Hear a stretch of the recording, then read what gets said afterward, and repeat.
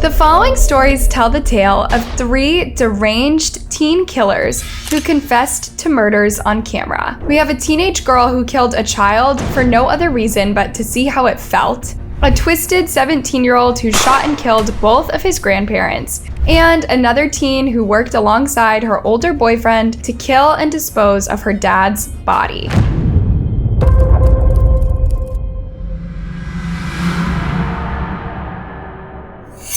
Now 2 days past her 20th birthday, Alyssa Bustamante is still recognizable as the teenager arrested in the fall of 2009 for the murder of 9-year-old neighbor Elizabeth Olten. If convicted of first-degree murder, Bustamante could not have been executed because of her age. Under Missouri law, the only other option was life in prison without parole. This is the kind of story that can show you that evil can exist anywhere. It can exist behind what appears to be an innocent face and can even exist a few houses down from you. It's the kind of story that would make a parent never trust their child playing outside again. It took place in St. Martin, Missouri, just about a week before Halloween in 2009. Nobody could have seen it coming. Patty Priest and her 3 children were having a typical night at home. The youngest of the bunch, 9-year-old Elizabeth Olten, was preparing for an upcoming play at school. She was practicing her lines and doing her little songs and irritating her brother. And I was getting ready to cook dinner. All of a sudden, there was a knock at the door. When she goes to answer it, she finds out it's a 6-year-old girl from across the street. She asked if Elizabeth could come out and play. Patty's first response was to say no, since dinner would be ready soon. But after both girls begged, she eventually gave in. It's like, okay, you can go for an hour. But she had to be home by 6. Because it was fall, the sun would set as early as 6:30, and Patty wanted to make sure her daughter was home long before that. It would get really dark in the area, and Elizabeth was very scared of the dark. Now, Elizabeth was not a type of girl who would walk in the woods by herself. But by the time 6 rolled around, she still hadn't returned home. Patty called the neighbor's house, but was told the girls weren't there. They told me she wasn't there. I just knew it wasn't right. They left together, and the grandmother was telling me she was never there. Patty had a feeling that something was very wrong, and so she called the police. The Cole County Sheriff's Department is on scene in just 15 minutes.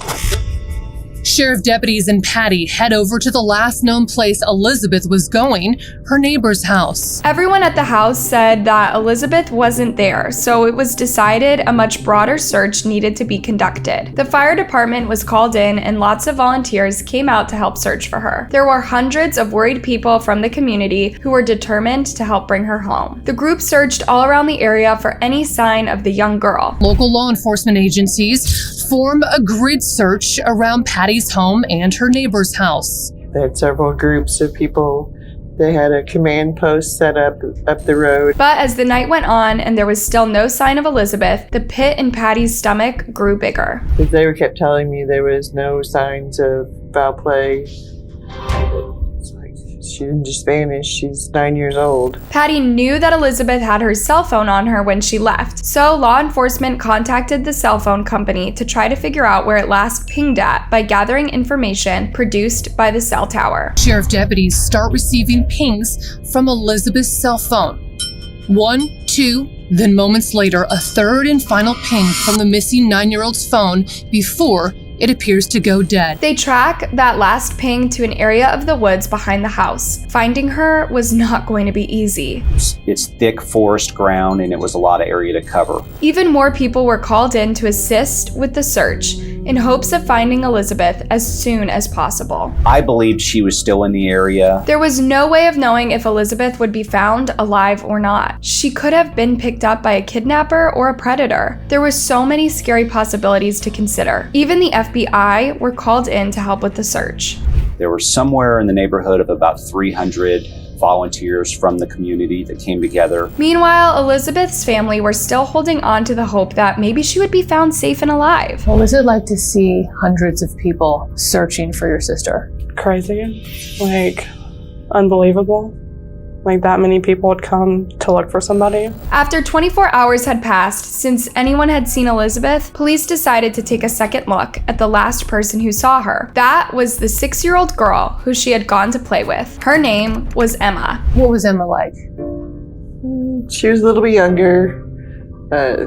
They played dolls, just normal little girl stuff. They run around and play outside. They interview Emma, and the little girl tells them that they had played together, but that eventually Elizabeth had headed home. But later on, Emma adds to her story. She says that while they were playing outside, she got stuck in some bushes and began screaming for her sister, Alyssa, to come help her. Alyssa Bustamante is Emma's then 15-year-old half-sister. The two of them, along with their two other siblings, lived with this grandmother, Karen, who had custody of them. But the children would often play with Elizabeth and her siblings at their house. The police were curious about where Alyssa had been at the time of Elizabeth's disappearance. She admitted that she skipped school that day, was aware that law enforcement couldn't find this girl, but stated she knew nothing about it whatsoever. Now, as it would later come out, Alyssa had not had an easy life. She had been mistreated at a young age and developed not only PTSD, but a kind of fascination with violence. Her parents' home was not safe, so she and her siblings were sent to live with their grandmother for a better life. But before long, Alyssa would be connected to a murder investigation. While police are interviewing Alyssa, the case takes a turn when some people stumble upon what appears to be a grave in the woods. Could Elizabeth be inside? What is also interesting about the discovery is that Alyssa previously told investigators she enjoyed digging holes in the woods.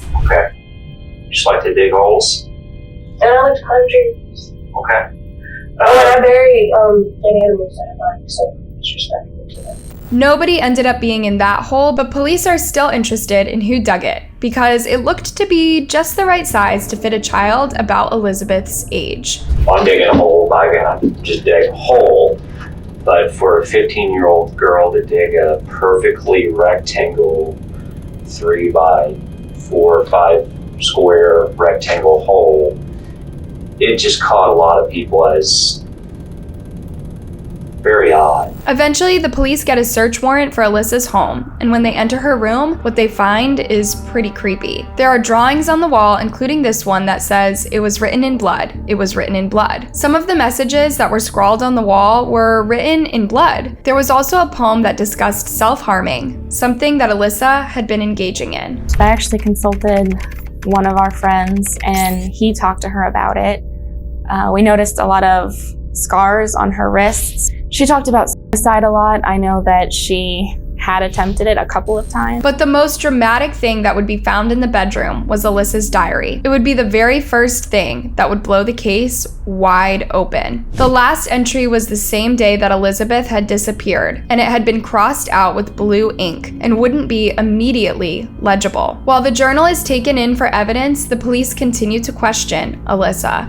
What type of person do you think would do this sort of thing to a 9-year-old girl?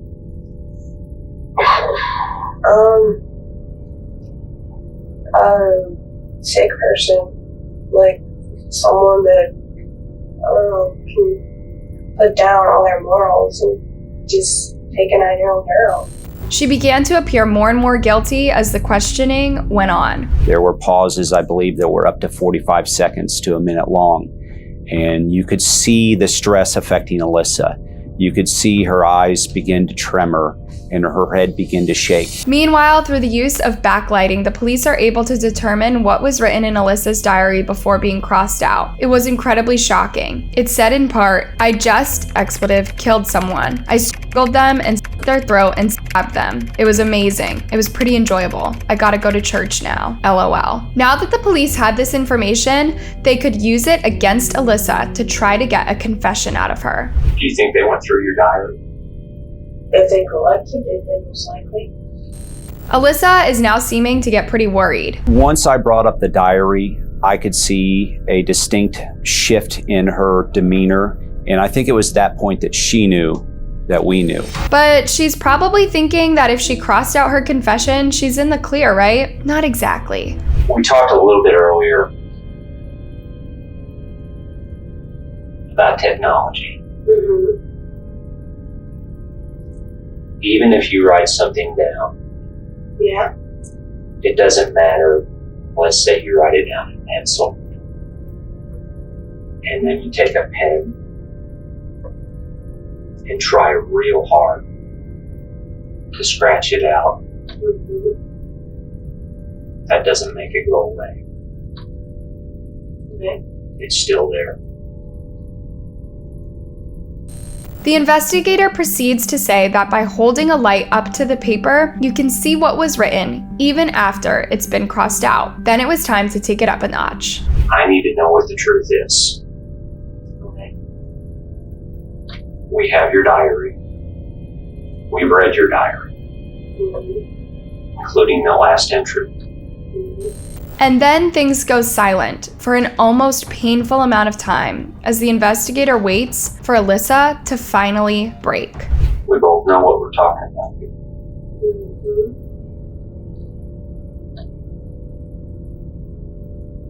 Where's she at? I don't know. Still, Alyssa tried to pretend that she didn't have anything to do with any of this. The investigator then tries a different route. He suggests that maybe all of this could have been some sort of accident, and finally they begin to make some progress. I have to know how this happened.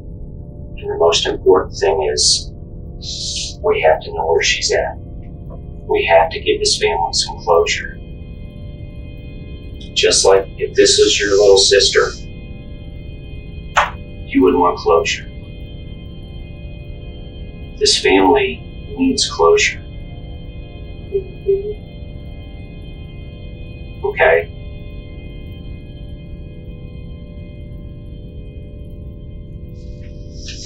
Let's start at the beginning. Is this something that was planned out, or was this just an accident? It was an accident. Finally, Alyssa has now admitted that she at least knows more about what happened to Elizabeth than she initially let on. Now it's just a matter of getting to the details. It doesn't take long for Alyssa to break down in tears. No, this is a starting point then.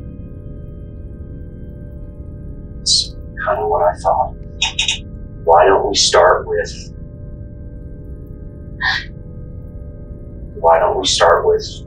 what happened?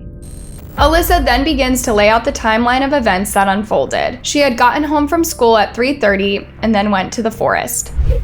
So was there in the forest? Yes. Was she alone? Yeah. Okay. We decided to go hang out. It was a nice day.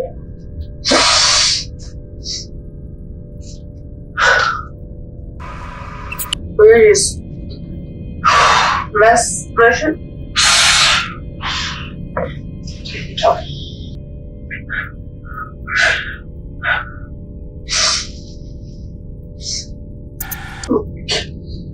We were just messing around.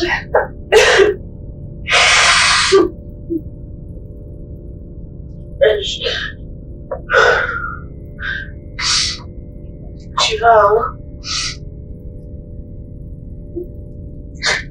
She died.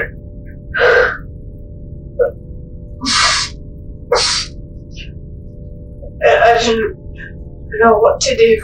Alyssa then tells investigators that she burned Elizabeth's body. This was a lie. She also admitted to digging the hole that was brought up earlier, despite still trying to tell the story that this was all an accident. She is tripping up with her story, and her guilt is becoming more and more clear. The investigator explains to her that there is no reason to lie because when an autopsy is done, the true cause of death will be revealed.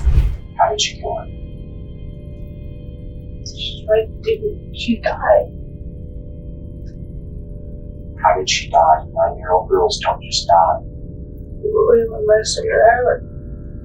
Then she fell back and hit her head. Was her throat?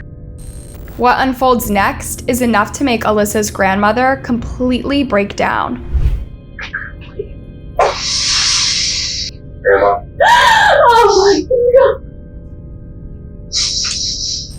Poor Karen is helped out of the investigation room while she sobs and attempts to process that her granddaughter is a killer. Meanwhile, the investigator continued to try to get more information out of Alyssa. All the while, Karen is completely distraught and can be heard screaming in the background. I think you dug the hole ahead of time. Because you knew you were going to kill her. I think you tried to dig the hole, like I said, He realized it was too hard to dig down that far.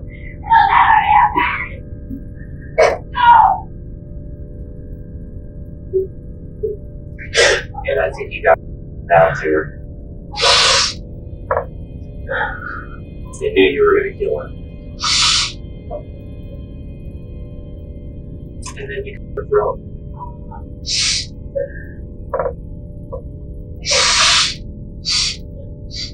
Is that what happened? Yes. Finally, Alyssa has confessed to murdering Elizabeth. The gig is up, and she has been caught. She admits that she used a kitchen knife to stab the young girl several times. Yeah. Throughout, she died.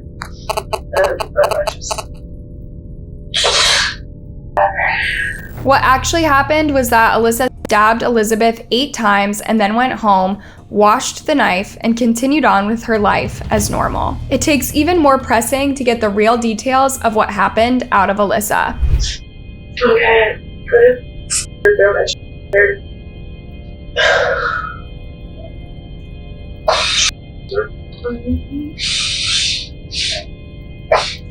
With your hands. Yes. She also explained that the grave she had previously dug in preparation for the murder was not deep enough for Elizabeth's body, so she had to dig a different one. She was able to point out the location of this grave on a map, and that is where the police would eventually find the body of poor Elizabeth. She knew exactly, where it was, led us directly to it. Was it well covered? It was not well covered. Once she pointed out the area and you looked a little bit closer, you could see that she was only a few inches, if that, under the ground, and you could see body parts that came up, covered with mud. At last, she seems to understand what sort of mess she's actually in. I'm gonna get in trouble though.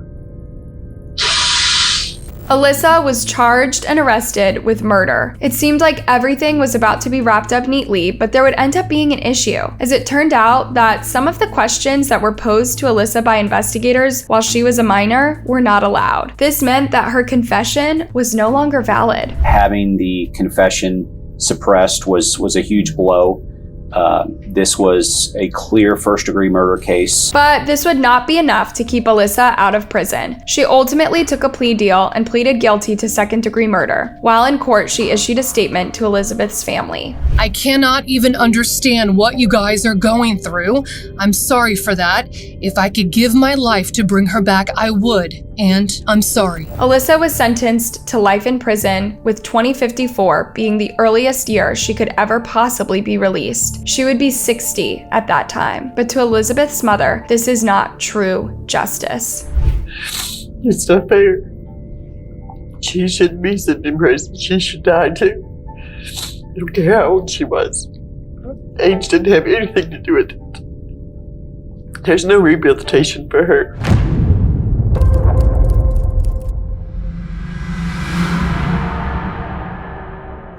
What is amazing to me is that he showed absolutely no remorse for these crimes.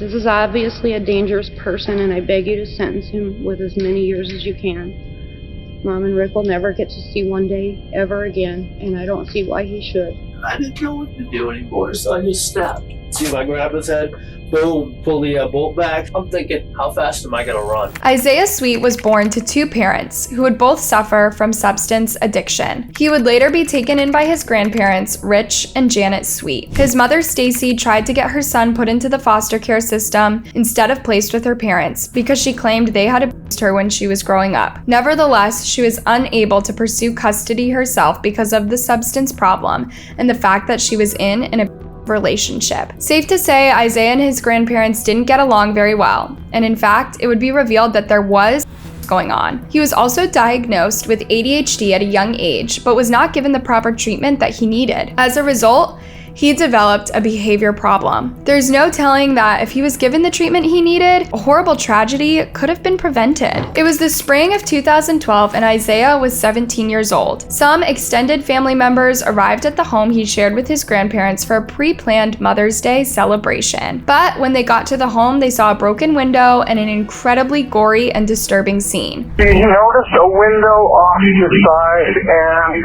one person went in and looked and discovered a body. Okay, do you know who it is? Yes, I do.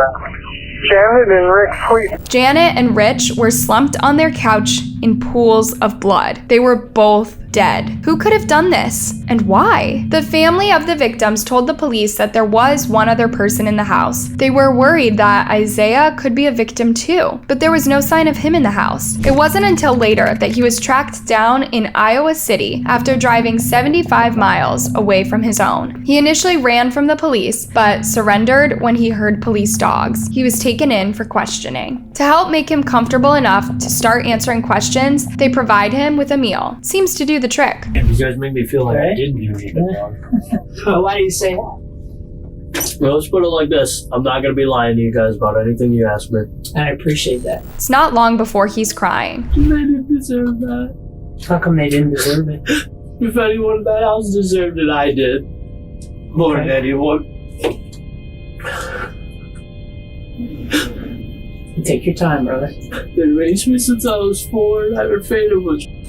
Without much convincing, Isaiah reveals what happened to his grandparents. When you say what happened that night at the house, what happened? Shot both of them. Okay. What'd you shoot him with, Isaiah?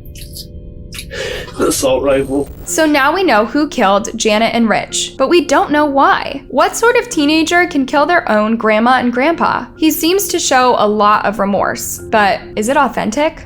I'm trying to kill myself every single night since it happened. Isaiah seems to be trying to convince the police officer that there's something wrong with him mentally. Throughout the interview, he goes from crying one moment to explaining in detail shooting his grandparents. At some points, he even seems proud. Shot right there, grazed her head, and she was still moving. So I shot her right here through her head. How close were you, Isaiah? I could have made the shot from 300 yards. I'm an amazing shot, but I was probably 10, 15 feet away. The investigator seems to be trying to draw out any possible signs of humanity from this clearly deranged individual. And Isaiah, you understand that these are your grandparents. You know that they're human beings, they're people, right? You're nodding your head at me, yeah. Okay.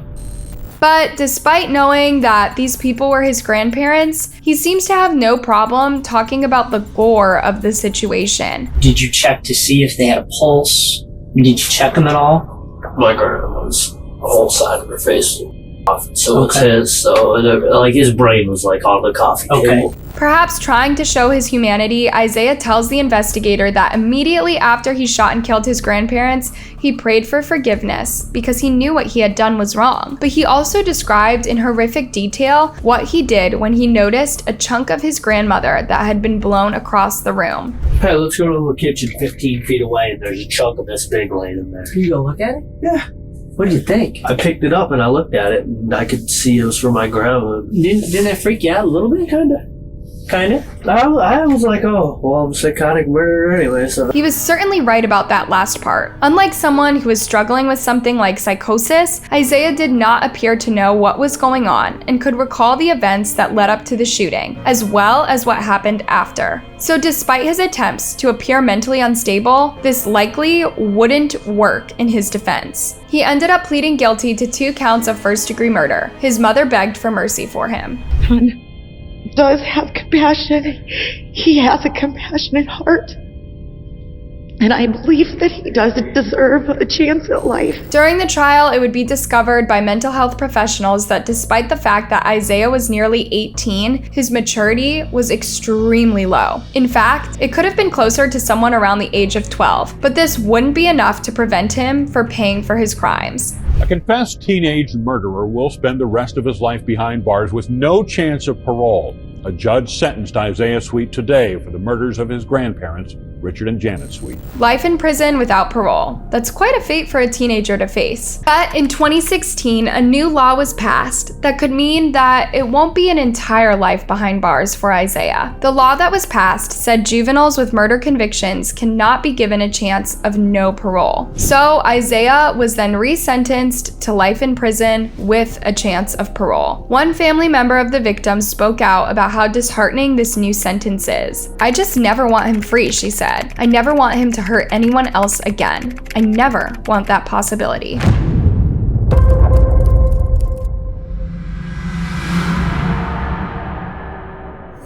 A top story tonight, 17-year-old Ellen Friar is sentenced to 25 years in prison for plotting to kill her father. Friar pleaded guilty for her role in the murder when she was only 15. 2 other young men are also charged. Ellen Friar, who went by Ellie, was just 15 years old when she began dating 19-year-old Gavin Curtis McFarlane. This is a pretty major age gap in the age, and when Ellie's father, Aaron Friar, found out about the relationship, it's safe to say he wasn't very happy. He tried to keep the two of them apart, which enraged Ellie. Ellie believed that she was in love with Gavin and was willing to do anything to be with him. This involved removing obstacles standing in between them. In this case, the obstacle was her father. So she decided the best thing to do would be to kill him and remove him from the picture entirely. When she pitched the plan to Gavin, he was initially unwilling to do it. So she faked being pregnant to get him to eventually agree to go along with it. They also enlisted another man, 22-year-old Russell Pierce Jones II. It's important to note that Russell goes by the name Mike or RJ. In April of 2017, the three of them worked together to kill 50-year-old Aaron by him in the head with a baseball bat until he was dead. Then they loaded his body into his own vehicle and dumped it, before continuing on as if nothing had happened. Aaron's body was discovered the next day, and Ellie, Gavin, and Russell would all soon be identified as suspects and brought in for questioning. Mike/RJ clearly appeared to think he was capable of outsmarting the police from the beginning, and was incredibly confident, as you can see in this clip. "I'm not demanding, I'm asking nicely. As a kind civilian that also knows how to manipulate cops." He told the police that his job was being a protector, and that he basically prided himself in watching out for young, vulnerable people. He claimed that part of his job involved him protecting Ellie from her father. He proceeded to paint Aaron as an alcoholic, dangerous, bad dad. Her father is a drunk, compared to what she's told me. And I've only talked to him over the phone probably once or twice. He seemed really not that good of a father. Really? Yeah. After more bizarre questioning, police decided to leave the room and see if isolation might get Mike RJ to start talking, even to himself. Sure enough, it does, and he starts giving the police all the information they need to know. It wasn't really self-defense, so much as it was defending her. It was,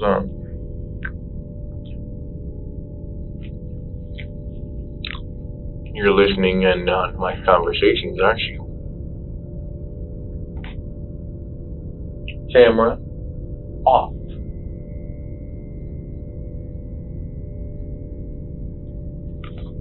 Yeah. I don't care if you're fed or not. I can still twist your little mind. Don't piss me off. While munching on McDonald's french fries, he continues to chat out loud even though there is nobody in the room. He is showing very clearly insane behavior. I wonder if I can be an undercover agent. Cool. A really long one.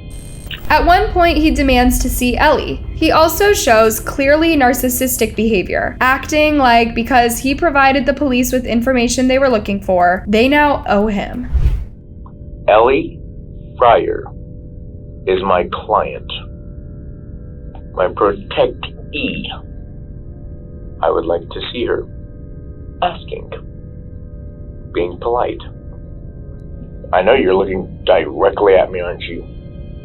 The information I gave is not worth $6. It's worth a lot more.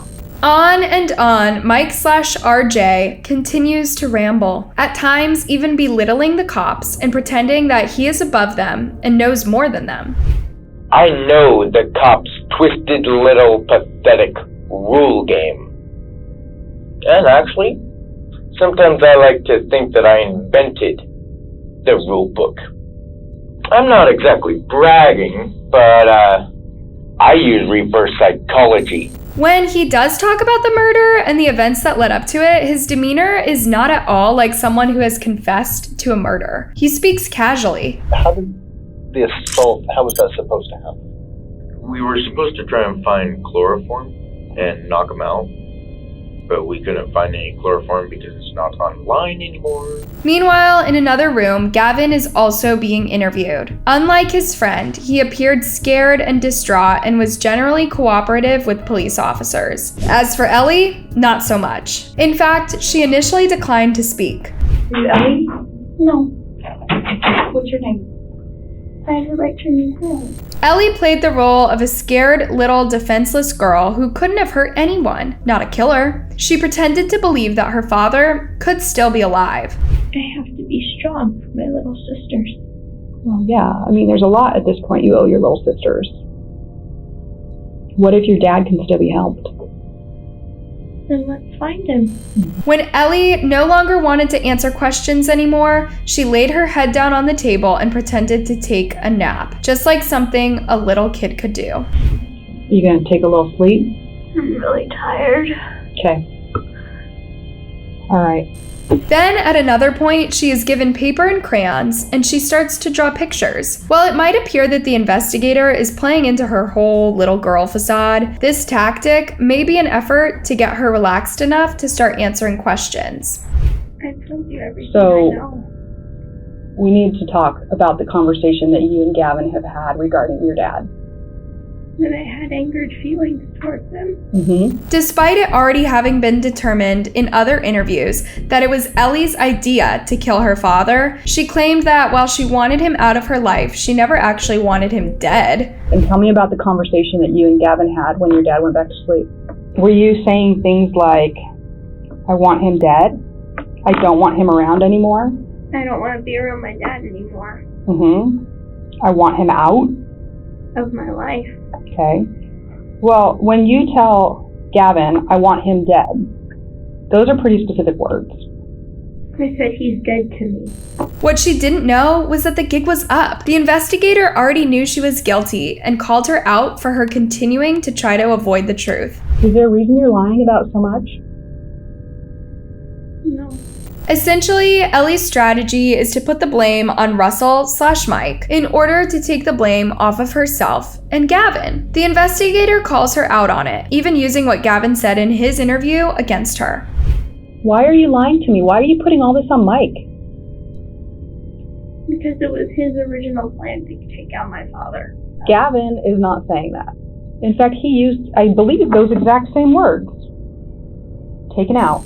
Ultimately, Ellie, RJ/Mike, and Gavin were not able to avoid justice for their crimes. Gavin, who wielded the bat, was sentenced to life in prison. RJ/Mike was sentenced to 15 years behind bars. Ellie would end up pleading guilty for her role in all of this. There was much anticipation leading up to her day of sentencing. The courtroom was extremely divided today, both physically and emotionally, as the judge read out Ellen Friar's sentence.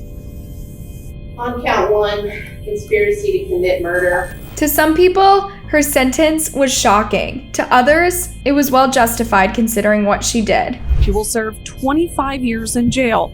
That means she'll be about 40 years old when she gets out. Ellie's mother and grandmother stood by her and expressed their opinion that the sentence was too harsh in the case. I feel the sentencing is excessive. Yes, there should be punishment for these crimes, but not to this extent. Michelle Robinson, Aaron's girlfriend at the time of the murder, said that it doesn't matter that Ellie was only 15 years old when this happened. She should have known what she was planning was terribly wrong. No. You know what? I was a teenager at one point too, and she made the wrong choice. She hopes that now that justice has been served, she will be able to begin healing from her heartbreak. Just let the healing begin.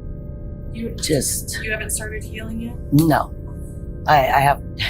No, this has been one of the roughest things I've ever been through in my life. And as for Ellie, she says she's changed. I'm not the same scary little girl I was over a year ago. I've seen all different kinds of people, and now see humanity from a new, compassionate perspective.